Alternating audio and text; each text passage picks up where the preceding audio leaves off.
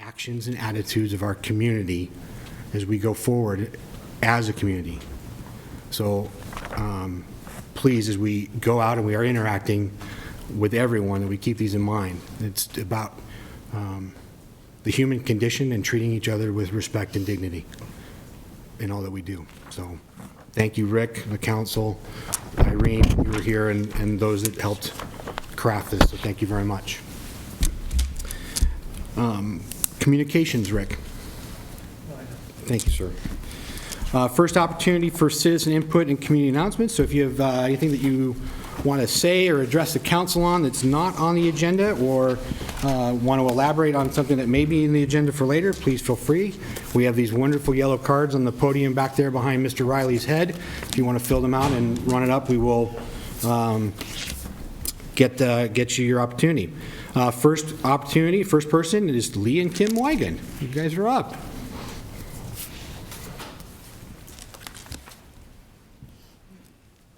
Some of you know why I'm here.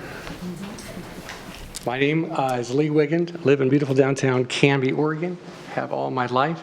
This is my wonderful wife, Kim, of 978 days. And this is very nice facilities that you have here. We have come to the city council for years at the other place, and this is a little nicer than what you had. It's very, very nice. We are convinced that God has ordained believers in Jesus to pray for those who have the rule of authority over us, and that is you in the city of Canby. And God says if we pray for those that have the rule of authority over us, that it will go well with us, and we want things to go well with us in Canby. Amen? And so once occasionally we come and we give you orange cards. I don't know why they're orange. It just is a wonderful color. And we are also giving you cards if you've been on the city council before. And on those cards, there are prayer requests that you've given to us. And on the back, you will see names, dates, and signatures, and that tells you how many people have prayed for you every Tuesday night. Occasionally, we send you love letters and say thank you for what you are doing. We're not here to intimidate. We're not here to threaten. We're not here to tell you what to do. I'm thinking that you have enough people that want to do that already. So we are here to support you and to encourage you. We have not met you before, and so now you get to fill out one of those wonderful cards, and we will pray for you every Tuesday evening. We have not met you before, but we are glad that you're on the team. And most of the rest of you we recognize. And so if you will do us a favor, and take that card and put some prayer requests on it. Give it to your city recorder, and I will come and pick it up in the next few days if you don't forget, Mayor Hodson. One time. Or we will come and find you. I know where you live, so that's okay. I don't know where you live.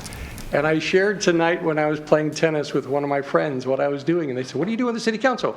Well, I'm going to come and ask how we can pray for them. Do they ever ask if you'll pray that they win the lottery? I said, no, they never pray that. They give very sincere requests. I need wisdom. I need patience. I need this. And we will pray faithfully for you every Tuesday evening from now until I come back again and ask for more requests. We really appreciate what you guys do. God calls you ministers of God for good. And I feel blessed to live in a country where when the Senate gathers together, they begin in prayer. I feel blessed to be in a state that when the House of Representatives gathers together, they begin in prayer. I feel blessed to be in a city that we feel comfortable to begin a city council meeting in prayer. And I really appreciate you doing that, sir. So thank you for all the good work that you do. And now we'll get out of your hair. Thank you very much. Mr. Savory.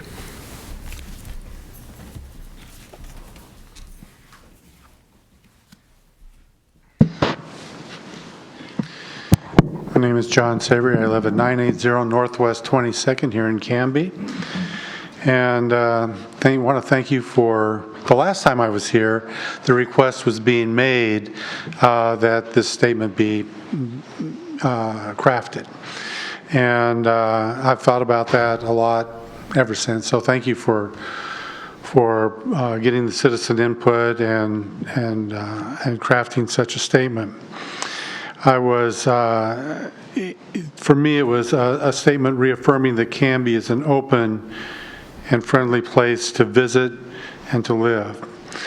I don't know how I was feeling at the time about the reasoning behind it. According to some, the impetus for requesting the statement was the election of our 45th president, Donald Trump. The fear being that there would be some sort of far-reaching mandate that would obliterate over 2 centuries of democratic progress that protects the lawful citizens of this country. It has been my observation over 66 years of my life, through 12 and soon to be 13 administrations, good presidents and horribly disastrous presidents, that the side that's out of power always projects the worst traits and characteristics on those that have just kicked them to the curb, and that their fears become larger than life. Trust me when I tell you that many people I know felt that the Republic would not survive the Obama administration. So it kind of goes both ways. I may not believe that the fears some are experiencing today are reasonable, but to those living in the shadow of their fears, they are palpable and dark and looming.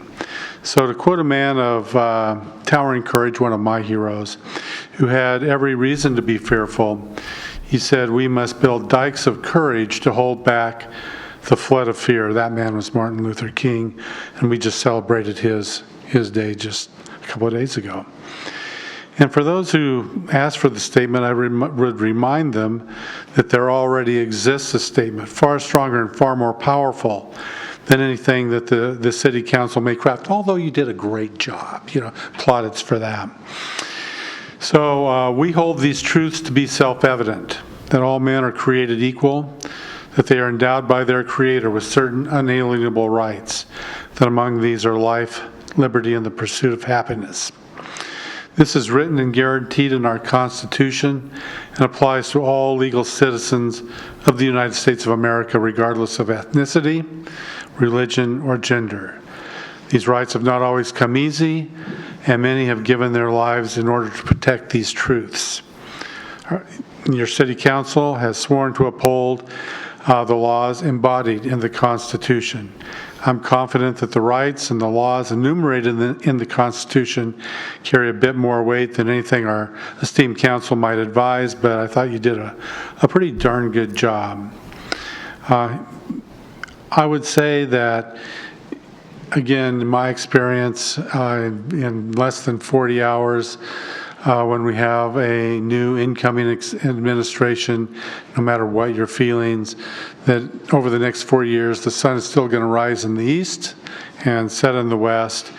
And in 4 years, as every good American, we will go to the polls, we will vote again for another administration, and whatever the outcome of that is, we're going to have to live with it, and we'll enjoy the peaceful transition, hopefully a peaceful transition to another administration or the same administration.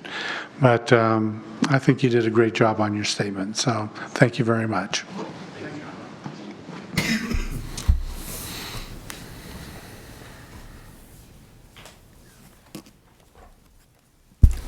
Pamela White. You know, you're shocked. I just want to really say thank you, Brian, to you for that leadership, and thank you to all of you for that statement. Despite the fact that we have a really wonderful Constitution, which I love and uphold, there are still a lot of very fearful people, and I can't almost talk for my personal experience with the fear that we're talking about. So thank you so much. Thank you for that statement. I hope the newspaper puts it in the newspaper. We got it on television. Thank you, thank you, thank you. Thank you, Pam. Appreciate that.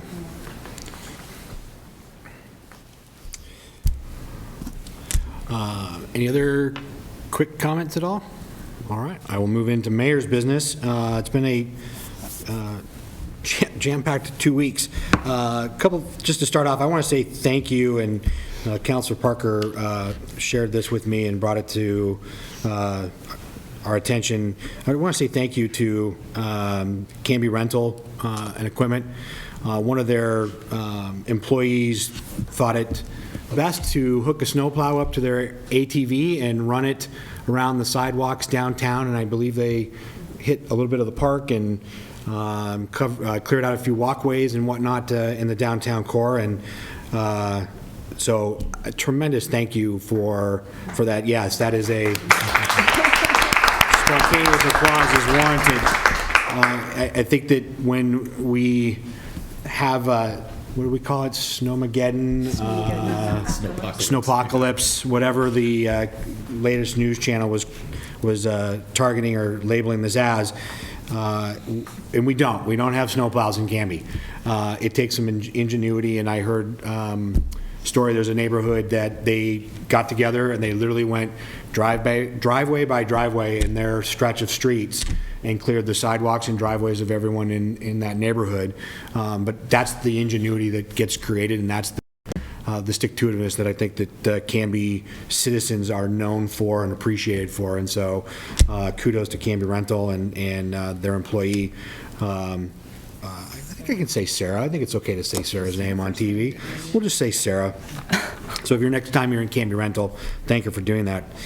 Earlier at Urban Renewal Agency meeting this evening, Mallory Gwynn, the chamber director, came in and spoke, touched on a meeting that Mr. Robinson and I and Daniel Pearson from the paper and a couple of just businesses in Canby had about just kind of the business climate and the focus and some potential pieces for some low-hanging fruit that we as a city might have to take advantage of to help the business community. We are going to do some quick follow-up, and it sounds like we're going to be engaged in a couple of meetings here just to kind of vet some things. It will be a topic of conversation when we get into our goal-setting piece, because that's one of the, it really ties into one of the 10 things that we are really trying to focus on as a city and as a council over the next 3-4 years. So it was very good dialogue, and so I appreciate it. But everything from, website to marketing to the types of business drawing in, just overall business focus. So it was a really, really solid meeting. Very frank. It's tough to sit there and they were somewhat gentle, but it was very pointed feedback on how we can do better as a city to help the business community. So it was good. On a C4 front, the Clackamas County Coordinating Committee that I attend and am co-chair of, we are going to have a change in the chair position, so it's no longer Commissioner Savas. Chair Bernard is going to be now the co-chair with me of that overall committee, and really that committee is bogged it down in bylaw discussion. So much to my dismay, there are a couple of cities that want to revamp and redo some pieces of the bylaws, and my frustration with that is that we are coming up on a legislative session beginning here at the end of the month. And we have not had any dialogue, at least as a city mayors and councilors collective in that capacity, and I don't know if we'll get to this meeting, so I will keep you informed of that. Attended my first parks meeting on Tuesday. It was a jam-packed meeting. It went for a good solid 2.5 hours. Rick came and spoke about there was some heavy dialogue about the dog park and where we're kind of at with that and what we're looking at. And so a lot of dialogue around, yes, if we were to do fencing or whatever to create the dog park, then it becomes, the ongoing conversation about the maintenance of not just the dog park, but parks in general for the city, and what is that going to entail, and the conversation around the volunteer aspect of it, which, again, I think we as a city and as a council are not opposed to that piece of it, but it's being able to be in a position to where if volunteers cannot keep up with the maintenance of it, that we are able to and adequately support the continued maintenance of it, and not having to be a park that we can't maintain. So that's, which then sprung board into the park maintenance survey that's out right now. If you've not received that survey, you can go to the city website and take that survey. It's discussing just not, it's about funding for park maintenance and what avenues or pieces that we can look at. We had talked about the logging road. We've got a grant application out for master planning the logging road. I think that came up in an earlier conversation at the Urban Renewal Agency. So the logging trail that we have, runs from, the Willamette through Canby, kind of cuts off there at about 13th. But there's conversation with a family here in town that has about, I think they said almost 100 acres of that trail that is their property. And so we're looking at how do we master plan that. If they're looking at making that as a donation to the city, and so that's us partnering with the county to be able to see that get incorporated in down the road here.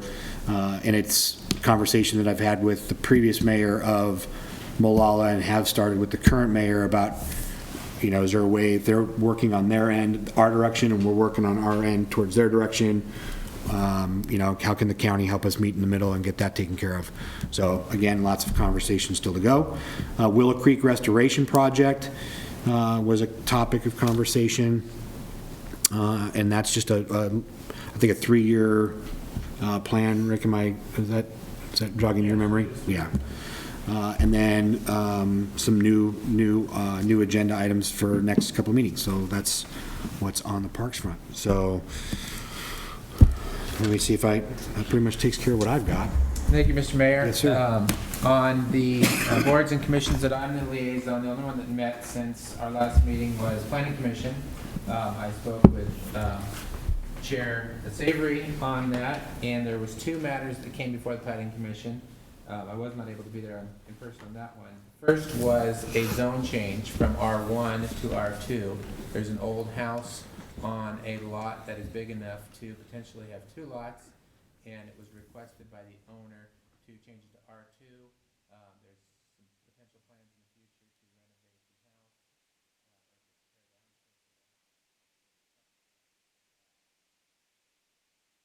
the house. That was approved, and there was a conditional use permit and a variance for putting River Chocolates to basically create an accessory dwelling where they would be having some additional baking capacities and cooking whatever you call candy. Is it baking candy? I guess it's baking candy, chocolates, and that was also approved. So their fame will hopefully only continue to grow.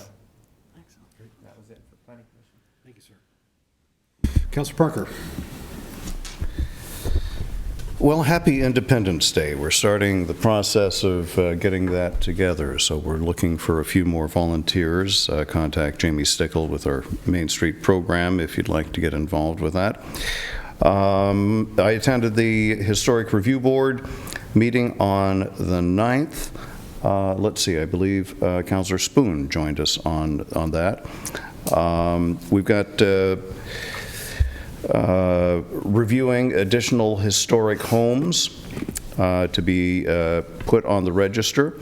And then a project for this coming year that I think is kind of neat. For those of us of a certain age, things that have happened in our lifetime are now history. And they are going to be putting together a registry of businesses that have been in the community for 50 years or more, which actually the Kiwanis qualifies for. So it was a difficult discussion listening to about wanting to find out about these old businesses that have been around for 50 years. But that's part of a community gathering together its history. What we do tonight, 50 years from now, will be history. And then on the 24th, we'll have our regular meeting of the Bike and Pedestrian Committee. And their conversation over the last several meetings has been about the gap between the Molalla Trail and our Canby's own logging road trail and trying to fill in the two. And now that there's been a change of leadership with the county board, there's an opportunity for a change in policy. The county commissioners did not want to participate in that extension of the bike pedestrian trail because it didn't include cars. And it was Chair Ludlow's belief that any transportation efforts be multimodal. So for a couple of years, that didn't get anywhere. So we're going to be talking to the county about offering up some of their planning services to connect up from Canby to Molalla. And that's all I have tonight, Mayor. Thank you, sir. Mr. Mayor, if I could, would you mind if we rewound for 1 second? Sure. I'm not always You don't the, get a rebuttal. I'm not always the best at unsolicited comments. I'm more of a reports kind of a guy. But I did want to mention, if anybody sees around, there's a fantastic community effort. Now, there's obviously lots of children with health issues and needs, but there's one particular that hit close to home. One of the boys from my basketball team that you know I coach came down with a rare form of leg cancer, Asher Davies, if you know the Davies family. And there's a movement around with bright yellow shirts. Hopefully you can see them. You can purchase them at Oliver Insurance. That's called Asher's Tribe, and it's to help with medical care and family care for that family, and wanted to just note that because it's a movement that's kind of getting some momentum. Thank you for the rewind. Councilor Hensley. Mr. Mayor, I'll be very brief because when I talk, I don't feel very good. I'm fighting the flu, unfortunately. And you already covered C4, and most of my other liaison assignments meetings have been preempted by snowpocalypse. So I really, I don't have a report tonight. I can't talk, I'm sorry. That concludes my report. She was just commenting that she, due to being ill, doesn't have a report necessarily, and that most of her meetings were preempted by the snow and days in lockdown. What he said. Yes. Right. We'll feel better, please. Thank you. Council President Dale. Mr. Mayor, on the Canby utility front, our congratulations to Chairman Gary Potter. He has been reelected by the board to another year as chairman. Canby Utility, not everyone knows, for a number of years they've had a program called Share the Warmth, and it's a really great program for our community. It helps those who are in difficult income situations pay their power bill during the winter months when it's so cold. The program is entirely driven by donations from the community. And yet again, as Canby has done consistently, they have given more money this year than they have in the previous year. And so my thanks to Canby for being the outstanding, generous community that they are. To date, they have helped 283 families. That's a lot of people. The program is still open, but they're starting to run low on funds. So if you're able to help, be generous. The donations are tax deductible, and you can drop them off or mail them to Canby Utility, and they'll gladly accept them and give you a receipt for them to help your fellow citizens. If you're interested in applying for the program, just give Canby Utility a call, or you can call the Canby Adult Center. The Adult Center actually does the qualification process, so it's at arm's length from Canby Utility. So whether you need help or can help, the Share the Warmth program is a great program to take advantage of. And there's probably going to be some big power bills this month. There's going to be a lot of power bills, and our state climatologist says it's not over yet. So the need is still there. We could have a real extended cold winter this year. So thanks in advance for your generosity there. The filter rebate program that Canby Utilities had since the summer, if you didn't know about it, if you don't like the occasional bad taste of the water and buy yourself a filter, whether for your fridge or a Brita or whatever, you can take your receipt down to Canby Utility and they will give you a credit on your water bill for up to $25. And so far 178 families have taken advantage of that. So if you're inclined to do that, go ahead and do it. It's usually not as big a problem this time of year because there's so much dilution of the water that we don't get that nasty summer algae taste. But that program's there. Just see Canby Utility with your receipt. Canby Utilities moving ahead with their new headquarters design on their property at Southeast 4th and Pine. As we heard at last council meeting, they are now officially renters at their headquarters. Their building's been sold to the Hanlon Development Company, and so they are proceeding with design. They hope to let bids for construction out at the end of April. And then finally, Mr. Mayor, as Canby Utility has done since 2008, they are again donating green power to light our city parks and our transit mall, and we thank them very much for that. Absolutely. Thank you, Mr. Mayor. Thank you, sir. Councilor Height. Yes. So library-wise, Lori Fitzgerald was an employee. I think 14 years she worked at the public library here, and she just retired at the end of December. So I wanted to just give a public thank you to her for all of her years of service. In fact, she was Employee of the Year in 2012. So just a gentle, nice spirit, and we'll miss her at the library. And with that vacancy, there's a position to be filled. So they're in the process of hiring a part-time person. That application process will close in a couple days. We'll have a new face in the library eventually. And they're also hiring 6 on-call staff. So they've always had some on-call staff, of course. When a staff person can't be there, the library still needs to be run, of course. And so there's on-call, like Marty, who worked for many, many years. You see her around sometimes. Linda, also retired, has come back. But I think Linda is permanently retired. Anyway, they're excited to have more people to fall back on so they're not in dire straits if someone calls in sick, like who are on-call people. So some good changes going on there with staffing. They are also analyzing some of their programming data. They keep really great data on who shows up to which events, adults programs, children's programs. And so they're kind of going through and figuring out the ones that maybe don't have the best attendance. Maybe it's time to let some of those go for sake of efficiency and staff time. So they're looking at those numbers pretty carefully. They've got a goal here in this new year to do more outreach for underserved communities, people that can't come to the library, senior citizens, maybe those without vehicles, Latino community, etc. I think that's a worthy goal, and hopefully that will be achievable.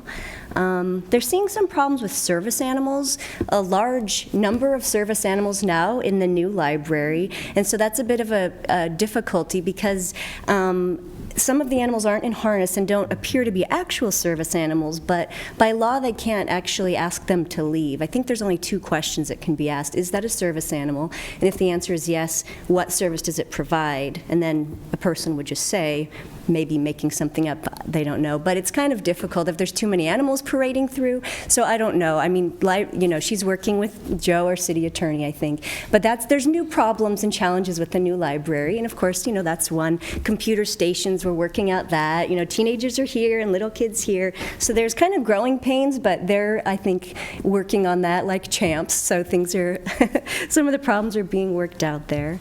They're awaiting a supplemental budget, which I think we're going to look at next month because they've got these great donations from the Friends of the Library, and they're ready to buy more materials for the collections. So once that is approved, they'll happily order more materials for the collections.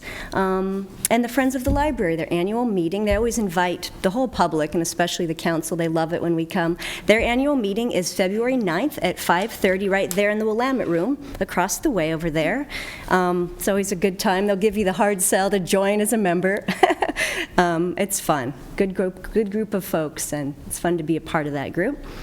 And yeah, that's it for the library. Canby Area Transit, I don't have any updates. The school district, I just wanted to mention, it was pretty cool. Last night they were going to do this big family movie night. It was Finding Dory at the Canby Arts, or what's it called, the Arts? Fine Arts, right. Yeah. But it was canceled due to weather. But I thought that was great outreach. Bunch of kids, families, popcorn. So that would have been a good event. Maybe they'll reschedule it, I don't know. But kudos to them for trying something new. I think that's great. And then warming shelter-wise, Councilor Smith brought up what was going on with the warming shelter in Canby, so I did a little research into that. I'll just give a quick update for the public to know. We don't offer a warming shelter in Canby. However, Oregon City has something called Father's Heart. The county has something, and then Molalla has had a shelter in place for several years. It's run through St. James Catholic Church. It's run with businesses and other churches. It's entirely staffed by volunteers. But people that need shelter in our area can get there, there's not a shuttle. We'd thought maybe there was a shuttle, but there's not. So if there's a volunteer that wants to transfer people out to Molalla, it's open from 6 p.m. to 8 a.m., so it's closed during the day. So if there are volunteers that want to transport people there, they'd have to go then and bring them back to wherever they go during the daytime, so that's important to know. And they would ask that we call in advance so that, if there's room. They have 28 beds, and they're just really nice folks. So anyway, I wanted to make that public, what's going on in Molalla.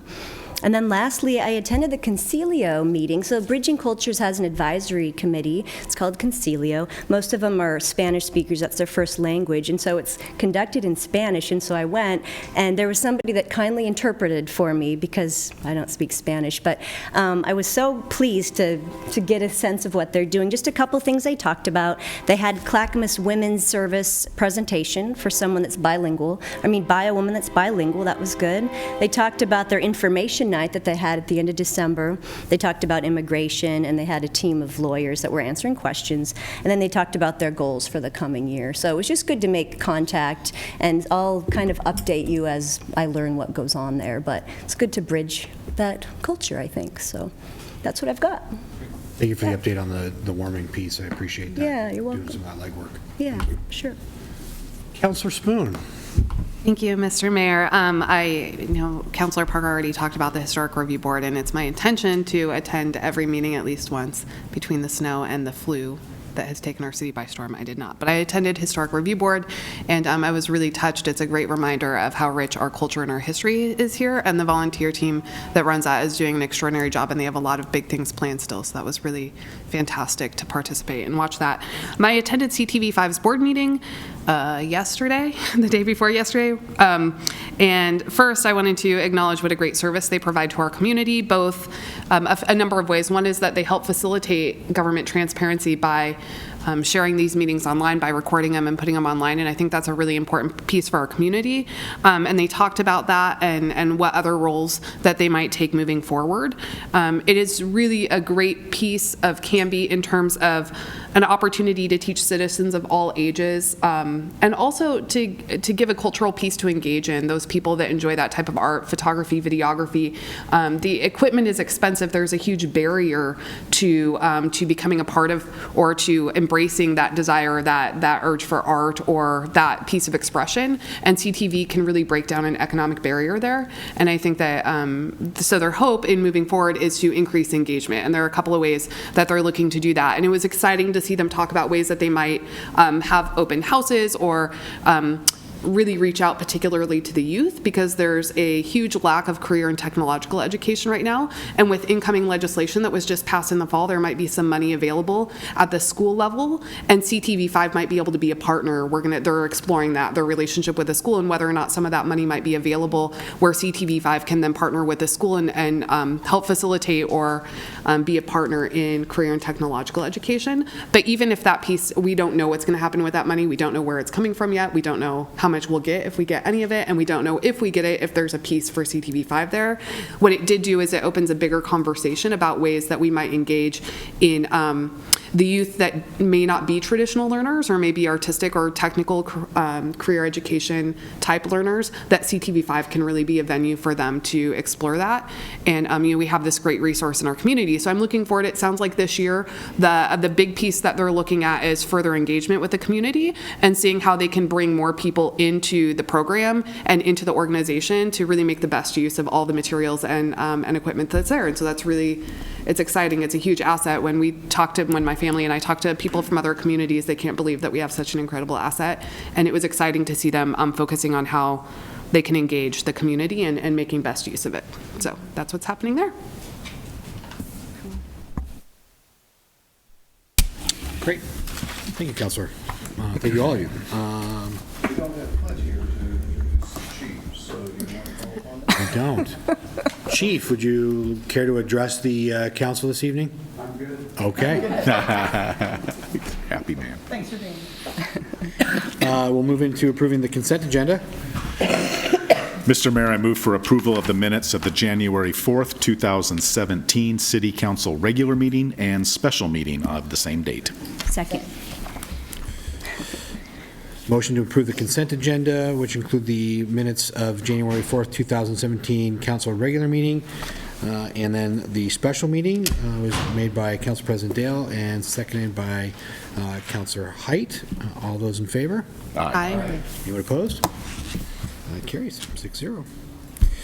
Moving to our public hearing this evening. So we have a public hearing regarding the Southeast 13th Avenue Sanitary Sewer Collection System at Sequoia Parkway to Molino Road and an advanced finance district.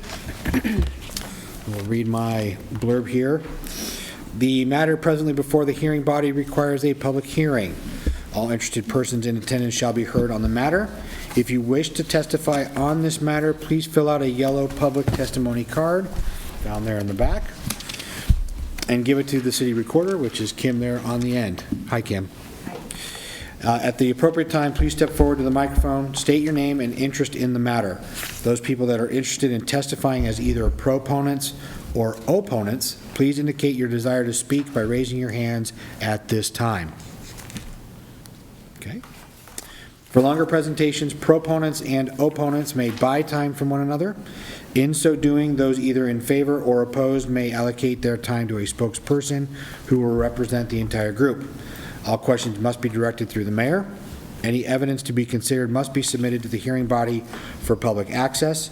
All written testimony received both for and against shall be summarized by staff and presented briefly to the hearing body during the staff report. The public hearing will be conducted as follows. There will be the staff report, questions, if any, by the hearing body. I will open the public hearing for testimony. Proponents, not more than 3 minutes. Opponents, not more than 3 minutes. I will then close the public hearing. We'll have questions, if any, by the hearing body, and then discussion by the hearing body. A decision shall be made by the hearing body at the close of the hearing, or the matter will be continued to a date certain in the future. This will be the only notice of that date you will receive. Does anyone have any questions about the procedure of the hearing? Seeing none, we will move into the staff report. Yes, I would ask Kurt McLeod to come to the front. Kurt is our contract engineer on this project. He also is our resident expert on advanced financing districts and on this particular project. It's a little scary. I'm Kurt McLeod with Kurt McLeod Engineers. We've been the engineer for the city of Canby since the mid-'80s, so you've heard my name a lot. I don't come before you very often. So thank you for having me tonight. Tonight, the process that we're going through is the formation of an advanced financing district. We started this process in November. We came to the council and asked for authority for the city administrator to make application, which that entailed doing an engineer's report. Now we're at the second stage of that, where we presented the engineer's report with a recommendation to the council to actually form the district for the authorization to move ahead. So the next step in the process would be to build the improvements, and then we will come back to the council again with the final costs and final cost allocations. So we'll adopt one more resolution after construction is complete. So tonight, I watched the city council meeting when we discussed it, and in November, there seemed to be some confusion about advanced financing. And just for some history's sake, the city of Canby has used this quite a few times over the years. The first one that I was involved in was in the early 90s when we built South Redwood and South Pine. The industrial park was called the Logging Road Industrial Park at the time. And that advanced financing district, we still collect revenues from that advanced financing district. We also did North Redwood Street when we built the large storm drain on North Redwood. We've done it on some North Ivy construction. We did it on some South Locust Street construction. So the purpose of the advanced financing is to invest costs that would normally be the responsibility of the private property owner. But what we do is, and it can be initiated by a private developer, it can be initiated by the city, but the point of it is it is a mechanism to coordinate multiple property owners to achieve a result. So it's difficult to get 10 property owners. In the Logging Road Industrial Park, difficult to get 30 property owners to coordinate together to build an improvement that would benefit all of them. So what happens is, in this case, the city has taken the position as the developer to build a sanitary sewer line on Southeast 13th from Sequoia east until it turns and goes under the railroad. That component of the pipeline is the minimum size pipe that would be required of any subdivision. So it's simply an 8-inch gravity sewer. So anybody that develops property in Canby is required to extend 8-inch gravity sewers across their property and extend it on so that the next property can also develop. So what we're doing is the properties where we're building this, they're not in the process of developing at this point. However, there's other development that's dependent upon this line being in place, and the pump station that is not part of the advanced financing district, but the pump station is part of the overall project that we're undertaking. So we're just right now completing design that will include the gravity sewer down Southeast 13th. It'll cross under the railroad. We'll construct a pump station on the north side of the railroad and a force main back to Sequoia Parkway. And that pump station will service all of the remaining industrial park property that currently does not have gravity sewer service. And it will also service those residential developments that are happening now on Southeast 13th, east of Teakwood. So tonight is an informational public hearing. We're here to answer questions you might have. I'll give you an overview of the project next. You've seen my report. There was some misinformation in the newspaper. The actual advanced financing district is, the total cost is, I think we've estimated conservatively high at $175,000. We've allocated it to just everyone that abuts this pipeline along Southeast 13th Avenue. We have separated out costs that are extraordinary, so we're only looking at the basic 8-inch gravity sewer. We have some extraordinary costs where we have to cross under the railroad, so we're doing a steel casing directional bore under the railroad. And of course the pump station costs, the force main costs, those are all SDC eligible costs that are not the responsibility of the individual property owner. So our intention is to collect bids, be back to the council for approval to award a contract in February. We should start construction by maybe April or May. This is going to be part of a 6-month project that has 2 pump stations. We're including the Willow Creek Pump Station rehabilitation, as well as the Malino Pump Station in the same contract. So the contract will be in the $1.2 million range. And there'll be a lot of downtime waiting for the process of submittal drawings and approvals. So I would not expect this construction to actually begin until maybe it could be as late as May or June. And it shouldn't take too long to build. So again, the process tonight is we're asking for your approval of a resolution to approve the Advanced Financing District. Then we will go and build it, and we will come back to you with final costs and ask for another resolution for actual cost allocations to each benefited property owner. I would, wonderful report, Kurt. Really appreciate it. I think you've done an outstanding job of outlining the project. And something Kurt said, I just want to reiterate, the pump station itself is SDC eligible. The portion that's not SDC eligible is allocated to the benefiting property owners in proportion to their benefit, essentially. The estimated cost to that is the $175,000.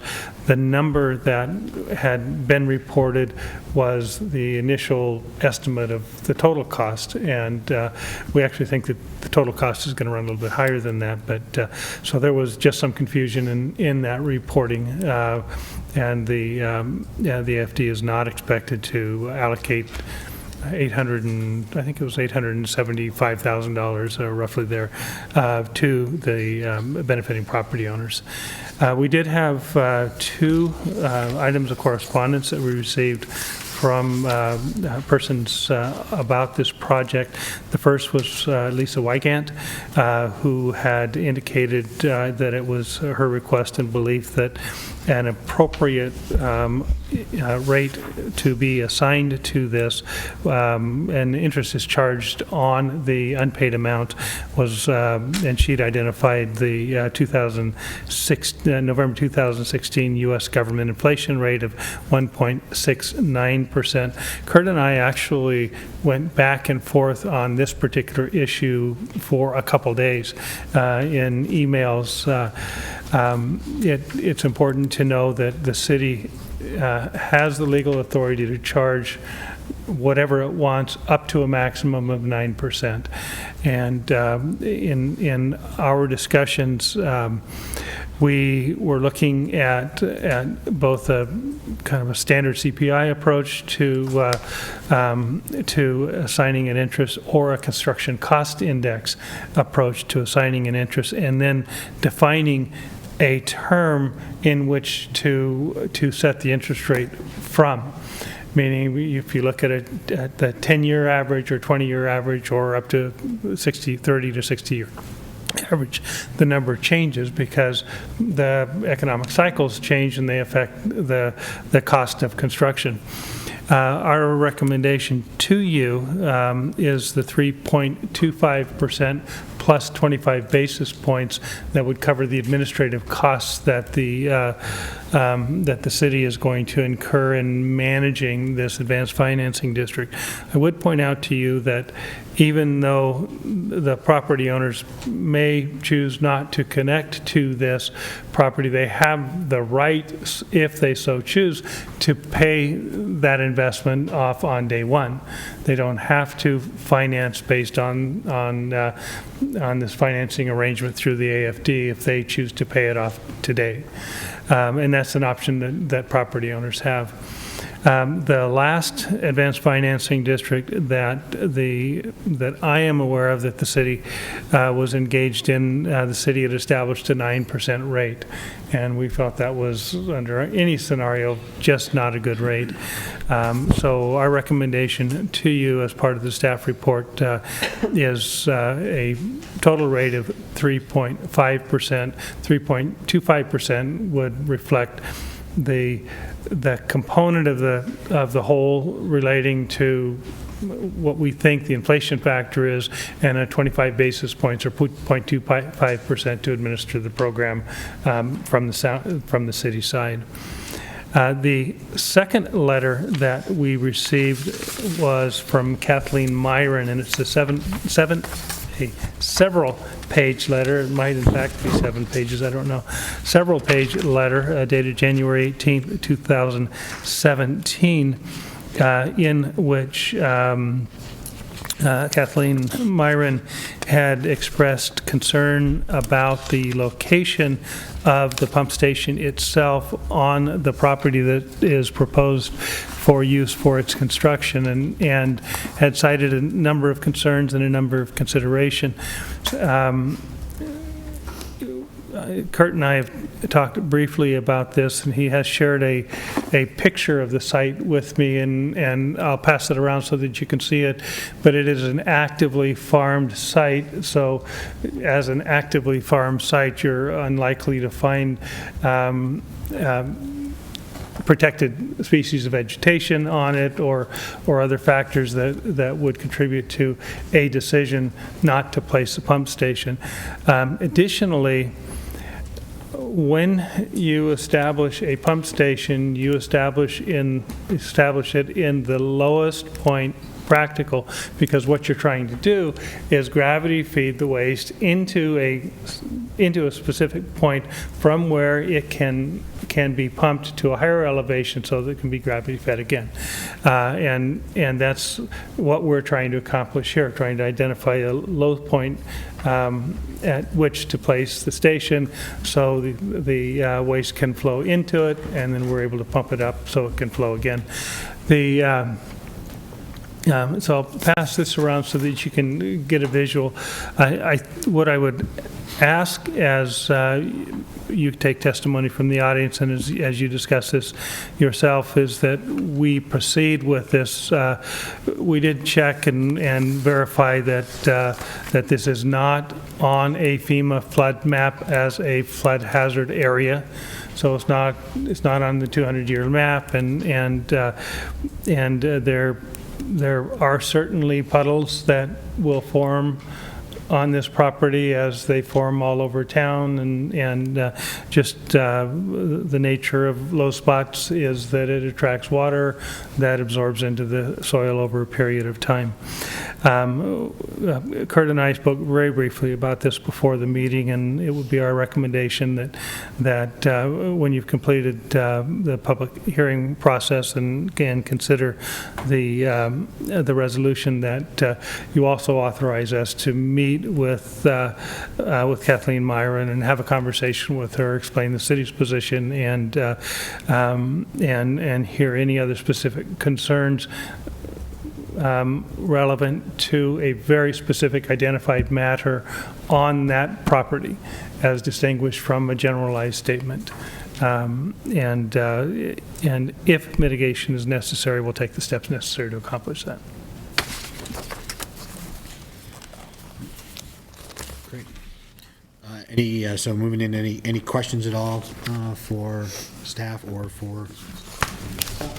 For Kurt, hello. You know, when you mentioned Willow Creek and Malino Road, what was the Willow Creek part? The existing pump station that we see now in front of Willow Creek, right on Territorial Road between Redwood Terrace and the Willow Creek development, we're rebuilding that this year.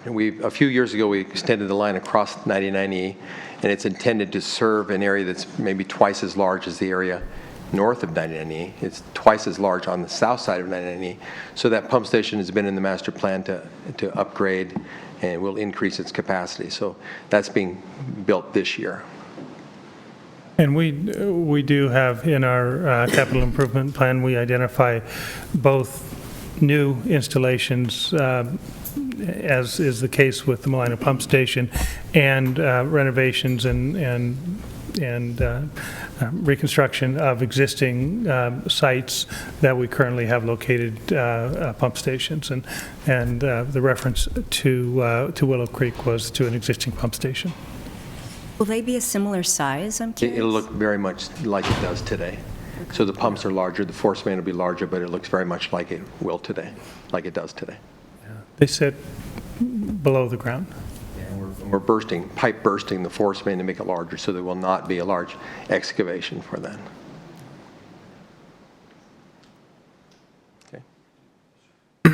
Kurt, can you remind us again, I missed it, how many property owners are there affected? Is it just 4? Or I think they're just 4 in this just reach. the 4 Yes. listed in the packet? That's right. Okay. And Kurt, for either you or Rick, can you explain why the construction cost index may be a more realistic reflection than the CPI? Yes. Do you mind? Yeah. The inflation rate that Lisa Wygant's referenced that's the consumer price index. It's the inflation rate that monitors food, energy, every expenditure you have, going to the movie, going to a restaurant. So that's one standard that's used. You hear that most frequently on the news. The core inflation rate is a rate they also publish that excludes energy and food, which is a high variable. And the core inflation rate has been, we looked up, the 60-year average has been 3.68 for the core inflation rate. Now, the other inflation rate that we're proposing is consumer price, is the construction cost index. So it's an engineering news record index that's been published since 1911, and it's intended only for construction. So it includes 200 hours of labor, a certain tonnage of steel, a certain number of board feet of lumber, and a certain tons of concrete. So it monitors the cost of those items since 1911. So I think it's a much more appropriate index for the cost of inflation for a construction project. So, and it's a very common index. It's used in your SDC documents. It's used very commonly throughout Oregon for financial indexing. So the intent of using it here is to more accurately reflect what the city's cost will be over time? More accurately reflect what inflation impacts would be for that construction. Our intent is whenever the city initiates an advanced financing district, I think it's most equitable that we charge as close to the inflation rate as possible, because that's what a private developer would have to pay. If he waits 25 years to build it, he's going to pay what it cost us today plus 25 years worth of inflation. But if the city's the developer, I don't think we should be sticking them with a higher rate than inflation. If a private developer comes to the city, which has happened 2 times that I'm familiar with, The higher interest rate, I think, is appropriate because they're in essence using the city's borrowing power and the city's cost of money.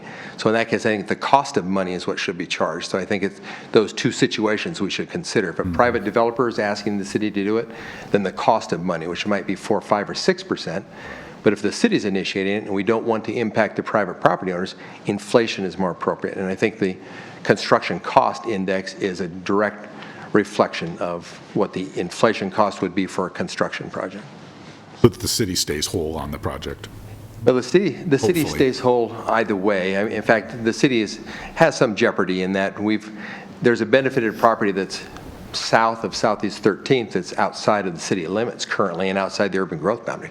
But they can be served just as easily as the properties on the north side of 13th Avenue. So we've included them in the advanced financing district. It may be 25 years before the city elects to push their urban growth boundary further south and include those properties as developable properties. So the city does have some exposure in that regard. But this advanced financing district also stays in forever until they hook up. So if a private developer asks the city to create an AFD, they're limited to 20 years. And after 20 years, those revenues are supposed to go to the city. If the city develops it, there's no timeline. So even 50 years from today, we still accrue interest. If they hook to that line, then they pay the city their proportionate share of that cost. And that was one of the interesting outcomes of our currently active AFD is that the property owner elected to connect in a manner different than we anticipated to a line that was pre-existing because the expected development occurred at a different part of the property. And so that portion of the cost ultimately was borne by the city. It was a project that occurred more than 15 years ago, but that's the risk. But the benefit is that you get the project done today, and you get it done in its entirety, and so that you know that it's going to be consistent with the design standard that we have established for that entire project. Thank you. Kurt, have we seen, we talk about just building projects in general in the city and what we're seeing in terms of material costs. Are we seeing quite a jump here in the last year? In the last year, in the last 6 months, we've been seeing a lot. I think there's a lot of pressure on growth right now. You know, there's a lot of demand for housing. So every subdivision that has been on the shelf for 10 years is now on the front burner being built. So yeah, we are seeing prices being much higher. Now, when I mentioned that 1.2 million or so range, that was combining 2 pump stations together. So we had a budget, I think, of 885, I think, or something in that range. 875, 875 yeah. for the Milano station, which we're concerned might be light. That was done quite a while ago. And then we have the other costs for the Willow Creek pump station. Putting those two together, I expect we'll see $1.2 million is what we'd be shooting for. But there's a lot of demand for laborers. You know, we lost a lot of laborers. We lost a lot of tradesmen during the down period. And so now that we need them, they're not there. So it's tough to find tradespeople to do what we need done. Yeah, we're seeing shifts depending on when a project goes to bid and depending on the capacity of the contractors, meaning do they have their seasons filled with contracts? You can see a 20 to 30% spread in a project, a bid, from contractors that are comparable in quality, but one contractor has all the jobs they need, and so they're going to bid higher. Another contractor still needs to fill their schedule, and they're going to cut their profits to what they consider acceptable levels. Good to see you. I bet we're going to be seeing a lot more of you in the next 2 years. Hey, you were talking about the properties outside of the urban growth boundary. Is that the gun club? Gun club properties, yes. And this is a stupid question. We've got 4 property owners, but 2 of them have the same name. Yes. They own 2 separate tax lots, so we've allocated the cost to 2 separate properties. They own 2 tax lots on the south side of 13th Avenue. Okay, well, that was bothering me, that we had two property owners with the same name, the Canby Rod and Gun Club. So looking 25 years down the road, or perhaps sooner, we've got 2.5 acres here that the Gun Club owns. that may be part of the trajectory for residential construction then? That's what I would expect, yes. You know, the gun club itself is quite a ways further south from 13th. So this property that abuts 13th Avenue is probably easily developable. Right. Yeah, And it's big enough? The 8-inch pipe is enough? certainly, yeah, Okay. yes. It's sized for Then 10 that. years from now, we won't have a council saying, what were those guys thinking? No, it's sized for that. The pump stations will be plenty large, too. We made the pump station, it's about 4 times larger than any station you have now because the city's concerned about redundancy and downtimes if we have a failure. We've provided 4 times as much storage to give the crews a little more time to be able to get to it to avoid any spills. And the storage is measured, and Kurt can do a much better job than I can of explaining this. But we have both a tank that would, if a pump goes down, both a tank that would contain the effluent plus the volume in the pipes that feed the pump itself. So you have the combination of the two that you add together to determine what your total capacity of storage is prior to having back pressure that winds up in homes and in places that you don't want them. So and we had actually a lot of conversation about this as well, and properly sizing it, because it happens to be a particular concern that I have. So I am driving this probably a little more conservatively than our engineer would want us to drive it, but I just think it's important to invest today to save the problems in the future. We've had some backups in some of our systems that were installed way before Kurt became our engineer of record that have created problems for some of our homeowners, and we're trying to avoid that with this installation and all the other ones that we have been doing the last couple of years and that we'll be doing in the future. Well, I ask because my mentor in this business, my uncle who was on the Beaverton City Council, said, your job as a city councilor is to look 20 years into the future and say, how dumb is this decision I make today going to look then? So just want to make sure that this is going to look This was planned out. not so dumb. This was planned in the 90s, and it's worked out well. You know, the topography doesn't change. The area that we're serving doesn't change. So these have all been sized and planned for quite a while. And this specific location was planned in the 90s. That's how far ahead they did. The city and our engineer did a great job in preparing the capital improvement plan for our wastewater collection system. Councilor Smith, did you have anything? No? You know, the term district is curious, because I understand advanced finance, but then district, you think of taxing district, and maybe that confuses the public. I mean, you know, you think of school district, fire district. It's curious, the term, because it's not representative of that at all. You know? No, it's a term of art. It's legislative, it's statutory, so that's what it's called. That's what we refer to it as. But you're right. Yeah. And it has created some confusion. I think so. Great. Any other questions for staff before I open up the public hearing? No? Okay.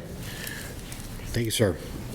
All right, we will officially open the public hearing for any testimony. Do we have any proponents that want to address this? I didn't see any hands go up, but I'll ask anyways.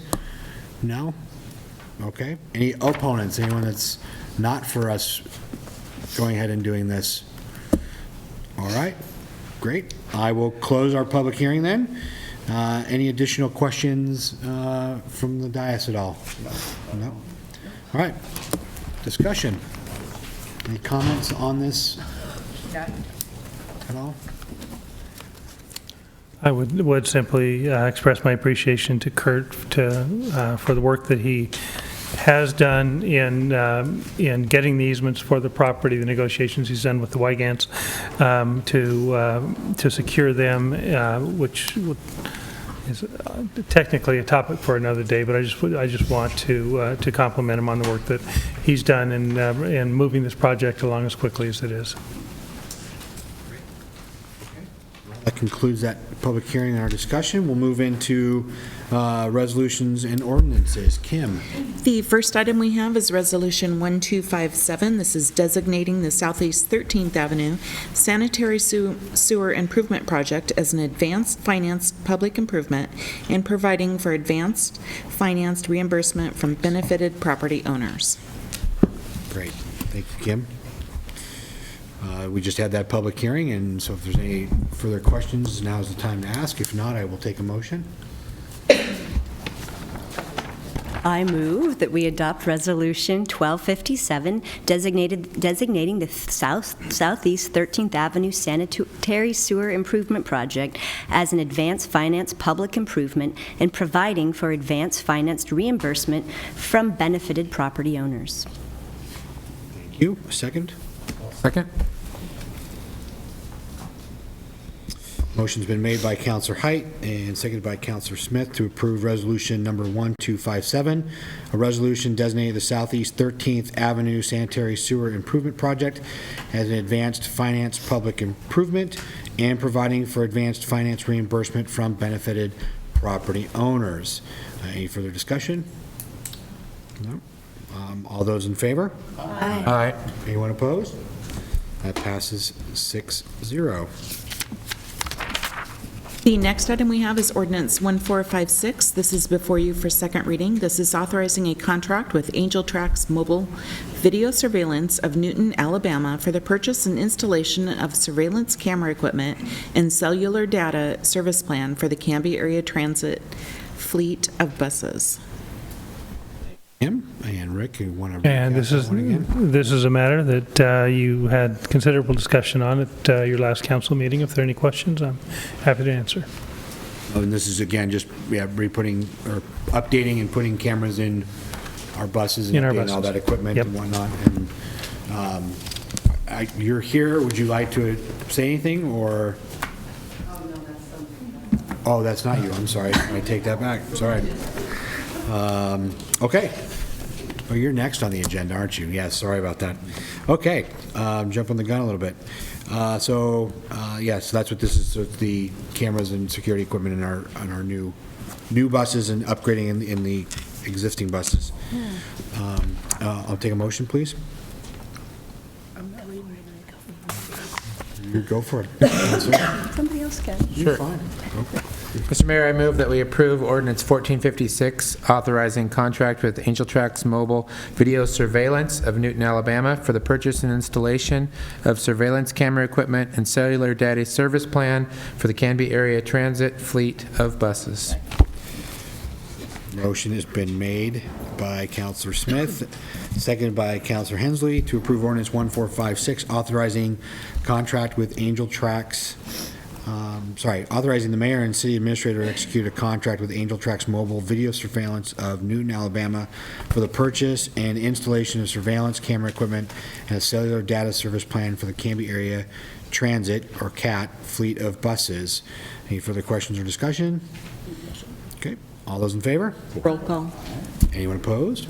It's a roll call. Sorry, it is a roll call. Aye. Counselor Smith? Aye. Counselor Parker? Aye. Counselor Hensley? Aye. Counselor Dale? Counselor Height? Aye. Counselor Spoon? Aye. Motion passes 6-0. Thanks, Kim. All right, we'll move into new business, and that on the agenda tonight is a request from Mobilite LLC for small cell attachments to existing infrastructure in Canby's public right-of-way. I'll turn that over. Hello, Joe, how are you? Hi, good evening. I could speak to this, but I assume she wants to be heard first. And so if you have questions for me, I'd be happy to answer as well, but I think she just wants to be heard. Fantastic. Yeah. Yeah. Good evening. My name's Colleen DeShazer. I actually live in St. Helens, Oregon, and I have sat on that side of the bench before, so I know how these kinds of projects, when they come, you like a lot of information, and sometimes it may be information overload at the same time. The company I work for is called Mobility. We're the nation's largest public utility and infrastructure developer in the country doing telecommunications. Most folks don't know who we are because we're in the background of everything that everybody's doing: Sprint, T-Mobile, Verizon, AT&T. We work with all of the big players. Right now, we're in the middle of a major national infrastructure deployment, and so it stopped me to, I don't know what anybody's level of expertise is with this, and so I don't want to talk too high or too low. So if you want more information as we go through, please tell me. The deployment is the largest of its kind since essentially rolling out the telephone line. Nothing's been done like this before, not on this scale. And it's to meet society's demand. We don't have currently enough infrastructure, whether it is in transports or small cells, to facilitate the demand that we have today. And it's interesting that you had your bus system right before this and your cellular data plan, because a lot of transportation services, DOT, US DOT, everybody's moving to some sort of data-driven communication in their transportation systems. And across the board, data is being used in ways that we never even imagined was going to happen. So that's sort of the 30,000-foot level of this project. We're doing a lot of transport poles, a lot of small cell deployment. Those decisions are made based on an identified need, a technical need, and also in working with jurisdictions to determine what their level of appetite is for things like new poles or transports or small cell deployment. I just recently took over this jurisdiction. I had been working mostly in rural Oregon because I'm a rural girl. And so I was really focused on deployment in rural areas, knowing how important it is, knowing the lack of infrastructure that's been deployed historically in the telecommunications industry. There was no focus on the rural areas. With that said, having some conversations with your planning director, Brian, it was identified that this is a no new pole community. You want everything undergrounded, and so went back to the drawing board with our technical team and identified ways to restructure the deployment in this area to focus simply on small cell attachments to existing infrastructure in the right-of-way. Works out well, I think, in a community that's really what they're focused on. And so I have a couple of examples so I can sort of show you what it looks like. It's a lot less intrusive than what folks think it may be. I'd hope to have the actual engineering drawings for this community today, but I won't get them till tomorrow. That's not going to help me. These are a couple of different samples. So you can take a look at what they actually look like. Here in Canby, there's only been one location identified at this time, a possible of two. And essentially, it's an omni antenna. It's about this big. It would be attached to an existing utility pole or light pole in the community. And that's, of course, with the permission of the local utility provider, which, it's Canby Utility. We haven't started working with them yet because first we need to know it's okay with you guys to use your right-of-way. Then we can engage in discussions with, the local utility provider. I can show you the actual engineering drawings too, if you'd like. I have a couple of, this is actually one that I've been working on in grants past. This is the original structure.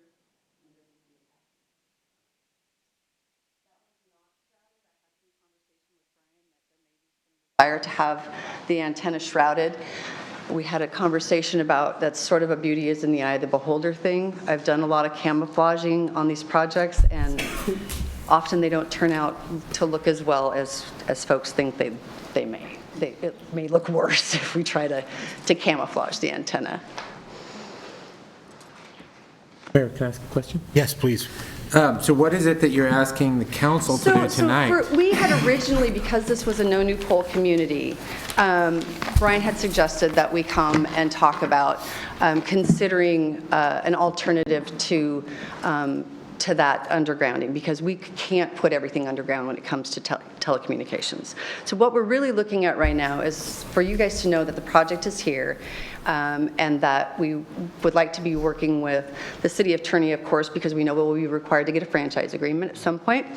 There's no defined process in your code currently to deal with this sort of deployment in the right-of-way, and so it's really up to, you know, our team and your staff to work together to make sure that we're meeting your needs, even if there are certain things that aren't in your code.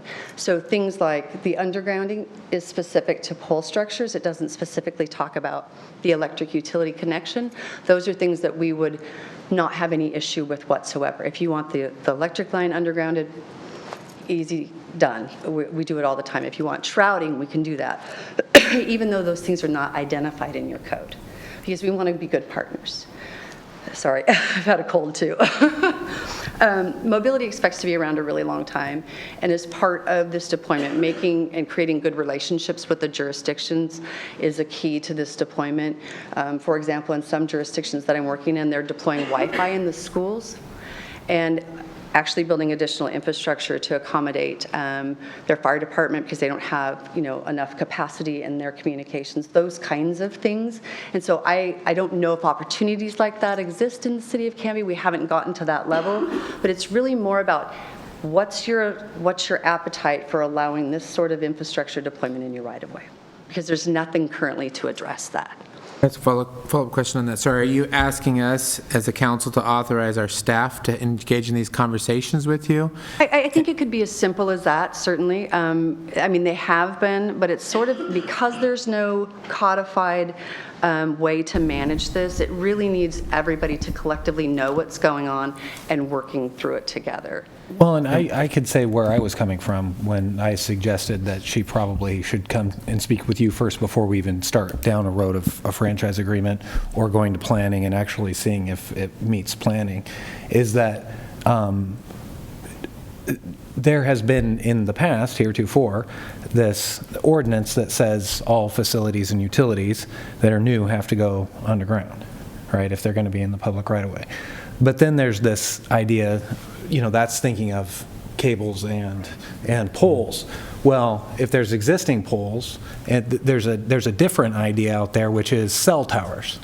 And so we allow cell towers, but we don't allow, you know, cables and poles. And so do you see this more like cell tower, or do you see it more like a cable and pole? And do you think that you would allow that sort of interpretation of our code to allow for what she's asking for, which is basically talking with Cub and seeing if she can put antennas on top of existing poles?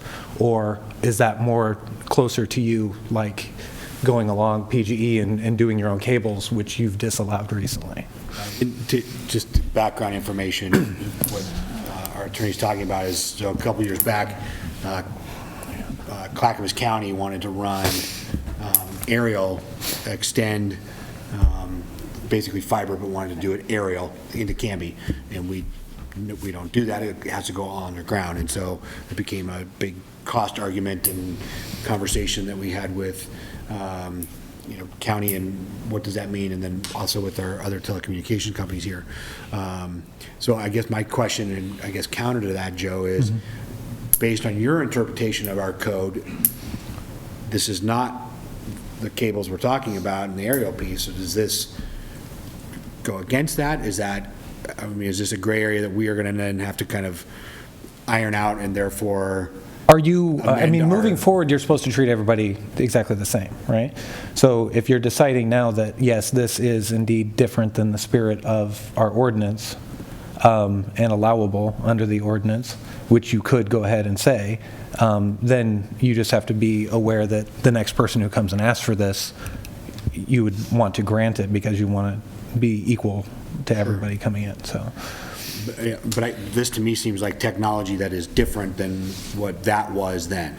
Well, when she's saying that the ordinance is, you know, ambiguous as to this sort of newer technology, I believe, and the way we've approached cell towers is different than how we've approached cables and new poles. They originally came with an idea of putting a couple of 80-foot poles or 70-foot poles. They had, yeah, because they hadn't done a lot of work. And I think we right away said that isn't going to be within the spirit of the ordinance because no new facilities, they've got to go underground. I didn't think you guys wanted new poles in the right-of-way. Now, whether or not they wanted to go to a private, piece of land and bargain with the landowner to, get a lease to put a cell tower up, great, But they are asking for it to be in the right-of-way, which is a distinction that I think has to come to you folks to see if you want to, how you want to read this ambiguity in your code. I've seen these attachments on poles in other communities, and they're I believe they're in Wilsonville right now, is that? There are some, but those aren't ours. Those are actually DOT. Okay. ODOT has a lot of those attachments on infrastructure throughout the state. They seem nondescript to me, whereas the initial piece of what we were looking at is trying to clean up the eyesore that is the lines that run through our city, and moving forward with that. So Well, and arguably too, all the lines and the power lines and such like that, perhaps appropriate weather plays a huge part in and falling trees and stuff like that, whereas this doesn't seem to be in that spirit either. Mr. Mayor? This seems to me like potentially a big enough issue that we should take a holistic look at it, looking at the old ordinance, looking at these things. I mean, the infrastructure and communications capacity of our city is a huge deal to everybody in our city, both the residents and businesses. And, if there's a new technology that creates some potential gray area in an ordinance we have in other capacities, I think we should definitely take a more studied, look at that and authorize the communications between a potential provider and our staff to take place so we can be fully educated with the staff report or something. Well, and if within that line, there is also an idea of how high and what the amount of energy that comes off of these, right? Because I thought originally they had to be so high for safety's sake because they're microwaves. No, that doesn't have anything to do with that. That's really about just how they can communicate to each other. And so when we go into a community that originally perhaps wanted a pole deployment, and we go back and they restructure it from a technical perspective, it's really about where can they hit those lines of communication. So the height has nothing to do with anything except for the distance that it reaches. Are these line of sight communications devices essentially, or how do they work? There's some line of sight. It depends on where we're at. It's really a hybrid network that's being built. There's some fiber connectivity, actually a lot of fiber connectivity in these deployments, and then some of it is line of sight, yes. And so you're essentially collecting a signal, and then are you working under contract with local providers, or is this an entirely new product that will be marketed to the community? This is to keep up with what is already being deployed, which is manage the 4G problem that we already have and the upcoming 5G deployment. There is not enough infrastructure out there with T-Mobile, Sprint, AT&T, any of the big players to accommodate the capacity. So it's essentially, it's like an off-ramp on a freeway. So, when people aren't able to send their data, or, the new square box is how everybody's paying everything, when there's a clog in the system, this provides that additional capacity to meet that data demand. So we you actually own the infrastructure, and then we manage the data backhaul, is what it's called. I just have two questions so that I can really understand what we're talking about in totality. So when there's a deployment like this, in size of, and like in terms of scope, if there were a deployment, how many of these are we talking about in the city? What does it actually look like? One, okay. Literally that helps one. me, I didn't know. Like in Portland, in the city of Portland, I've got like 283 attachments, and then it's just different everywhere. It's really, if you think about it, it's where are the people, where's the demand, and so the move in the industry is less and fewer of the larger transport towers, and more direct small cell where it's really hitting where the use is. So it's less intrusive. It's definitely less costly as a deployment. My other question is, just because this is not my industry as well, if we talk about recodifying or we look at this holistically, how many different types of organizations or industries would be affected by a change of, like, how many people potentially, and I don't know, maybe this is something we need to research, but how many other companies might then come to us? Like, how many industries or companies use this type of technology that we would be talking about in the future? Like, Does my question make sense? I know what I'm trying to ask. Are you the only provider of this kind of service, or Right, how or many like, are there? it sounds like the DOT could potentially, like there are other organizations the DOT that. actually supplies their own Right, data right. infrastructure. Right, that's what I'm asking though, is how many places use it that might come to the city later and say, can we do this? You know, there's not a lot of industry players. I mean, there really isn't. Mobility is probably the largest. American Tower and Crown Castle do the larger deployments. They're not doing a lot of the small cell deployment like Mobility is. It's not that big of an industry. I mean, it's definitely something to think about from a community perspective, for sure. Well, and to be clear, if somebody wanted to do one of these towers on private land and get a lease from that private landowner and put it up, that would be a different discussion, right? Like if a different competitor wanted to come and do that anyway, whether or not you say that this would be allowable under what you think is, do we allow for new infrastructure above ground, or do we demand everything underground? Because we're really only talking about the right-of-way in this decision. And they want to be in the right-of-way. Kind of back to the administrator's question, you folks typically are a developer contractor. Do you intend to be the operator, or are you actually contracting for a major telco? We do operate the data backhaul. We own that data backhaul. Okay. We manage it, so we own and operate the facilities. All right, very good. My next one is just more directed towards Joe. I echo Councilor Smith's concern. I'd really like to take a holistic approach at this, particularly in the franchise agreement. We don't deal with aesthetics. That's more code side, I get it. But in the franchise agreement, we've had conversations in the past about the gray areas of dealing with franchising digital-based communications, and we're clearly getting into that realm here, and we've stayed totally away from trying to franchise wireless communication providers. Correct. So to me, those are two big areas that in 2017 we need to up our game and deal with, figure out what the best practices in the industry are. I know a lot of it's crystal ball, but this digital issue is going to keep coming back up to us, and we're going to have to step our franchise agreements up to it. And I know our existing service providers will be very interested in that discussion as well. Oh, yeah.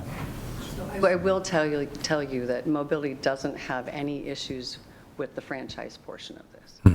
We know that that's something we need to do. There's statutory provisions that require us to pay those 5 to 7% is what the state statute says, those fees. And so it's not a deal for Mobility at all. While I know it may be for other providers, we know with a project deployment of this size, you work with your jurisdictions, you pay your fees, you apply for your permits, and you do it the right way, or you just don't get anywhere.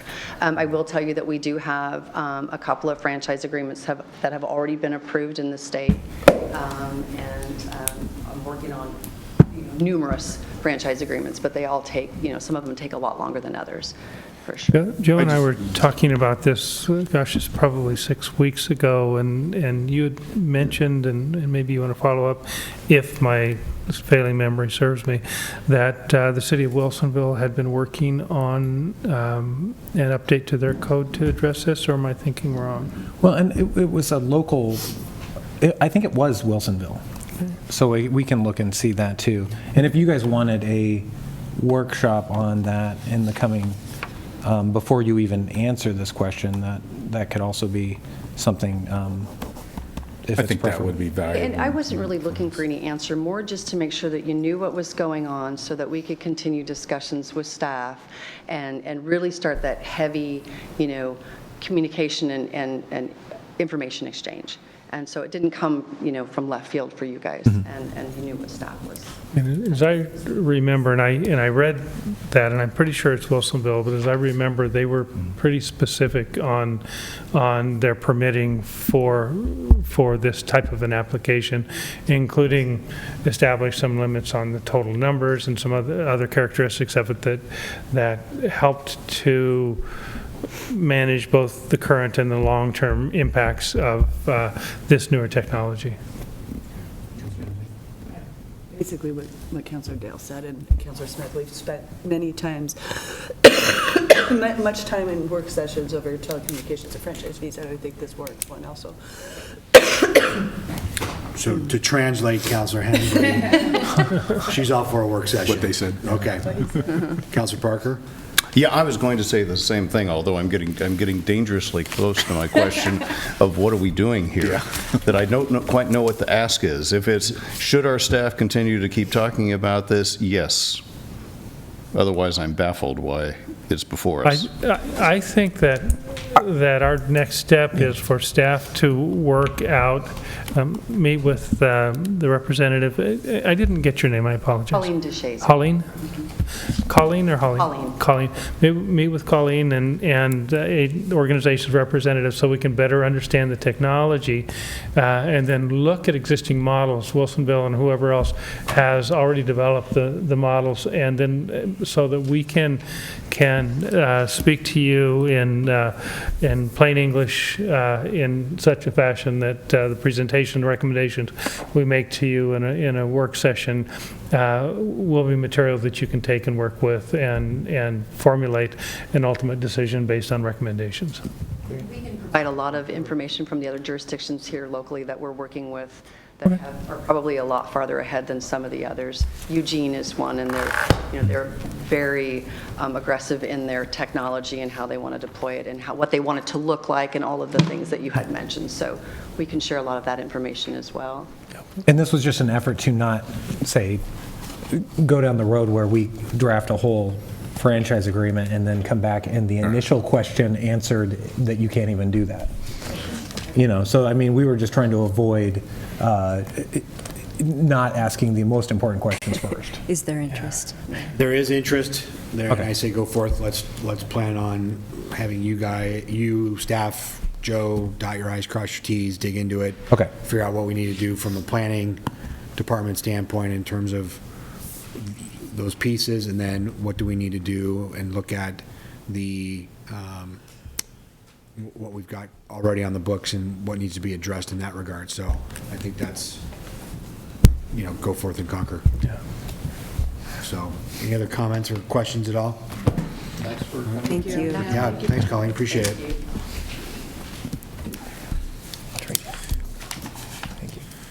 Colleen, did you need this back? You